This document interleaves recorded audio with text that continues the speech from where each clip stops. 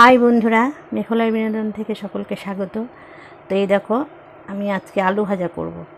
এরকম আলুগুলোকে ভালো করে ধুয়ে নিয়েছি, দিয়ে এরকম খোসা শুদ্ধই এরকম করে কেটেছি ছোট ছোট করে, টুকরো টুকরো করে।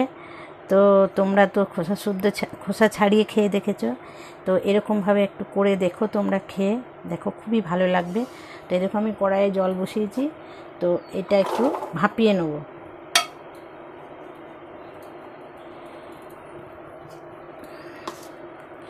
একটু নুন দিয়ে আমি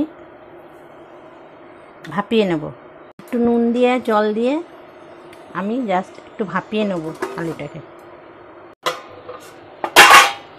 এই দেখো, আলুগুলো আমার মোটামুটি একটু সেদ্ধ হয়ে গেছে, আমি এগুলো নামিয়ে নেব। তাই দেখো, কড়াইয়ে তেল চাপিয়েছি, তো কড়াইয়ে তেল চাপিয়ে দেখো একটু জিরে, আর এই দেখো একটা শুকনো লঙ্কা আর কাঁচা লঙ্কা। তারপর আমি তো আগে হলুদ দিইনি, জাস্ট একটু হলুদ দিলাম। তেলের ওপরে হলুদটা দিলে রঙটা খুব ভালো হয়।